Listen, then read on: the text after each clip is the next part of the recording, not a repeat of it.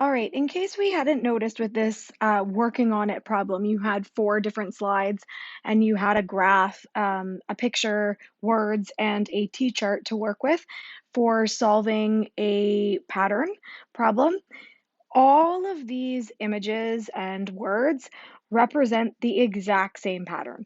So the exact pattern that they represent is this right here in our T-chart. Our pattern is 3, 4, 5, 6, 7, 8, and so on.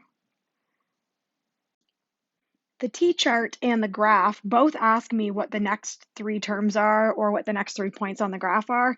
So if I'm able to keep this pattern going as I would think I should be able to, I would then have in my T-chart, the seventh term would be 9, the eighth term would be 10, and the ninth term would be 11. So that's how I keep this going. And with my graph, now this is freehand, so it's not going to be precise, but if I keep this line going, I should end up with dots on the same trajectory of having an 9, a 10, and an 11, extending on and out my graph. The words portion here that describe the pattern in words, um, that is really just looking at the first part here, the add one more each time, is just looking at this pattern here. This whole I'm adding one plus one every time I go up.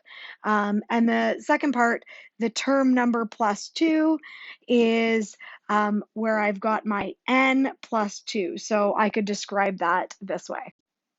With the model portion and doing the next three images, I would just have my, I'm just going to make all my little red, my two red blocks at the bottom. And then I would, for my blues, this figure here has 1, 2, 3, 4, 5, 6. So I would go up 1, 2, 3, 4, 5, 6, 7. And the next one would be 8, and the following one would be 9. All right, you can see how I finished off those models there with the next three terms in the pattern. So when we're looking at this whole general term then, let's look at what is the general term of this pattern. I've got this n plus 2 here. Now, all the ones that we've been looking at before were an n times a number plus a number. So you might be concerned that we've missed a step.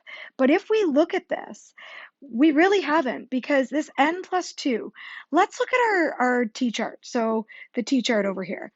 N plus 2. So term number is 1, plus 2 is 3. Term number is 2, plus 2 is 4. Term number is 3, plus 2 is 5. That all works. So really what it is if you are a stickler for, wanting to have something in there, it's really just n times 1 plus 2.